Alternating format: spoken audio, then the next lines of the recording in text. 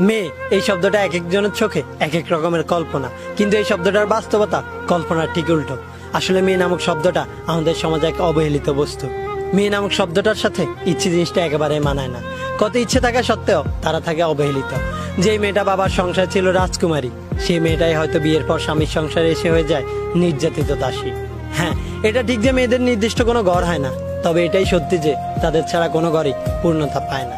শুধুমাত্র একটা মেয়ে জানে এই সমাজে চলতে হলে তাকে কতটা বাস্তবতার সাথে যুদ্ধ করে চলতে হয়। মেয়ে মানে কিছু করার আগে হাজারবার চিন্তা করা, এই সমাজ কি বলবে। আর একটা চিন্তার কারণে বাস্তবতার কাছে হেরে যায় তাদের হাজারো স্বপ্ন। কারো কাছে মেয়ে মানে ছলনাময়ী, তারা ভালোবাসতে জানে না, তারা ভালোবাসা নিয়ে ছলনা করে। আসলে মেয়েরা হচ্ছে পরিস্থিতির শিকার। তারা অনেক সময় তাদের পরিবারের দিকে তাকিয়ে নিজের ইচ্ছেকে বিসর্জন দিতে হয়। মেয়ে নামক শব্দটার অর্থ এক একজনের কাছে এক এক রকম।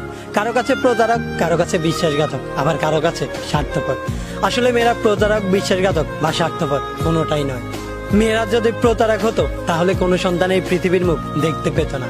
মেয়ে যদি বিশ্বাসঘাতক হতো তাহলে 10 মাস 10 দিন কষ্ট করে সন্তান জন্ম দিত না।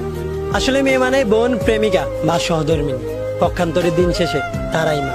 আসলে মেয়েরা এমনই হয়, সন্তান এবং পরিবারের মুখের দিকে তাকিয়ে নিজে সারা জীবন শুধু স্যাক্রিফাইস করে যায়। যত কষ্টই থাকুক না কেন, দিন শেষে তারা সর্বদা হাস্যোজ্জ্বল।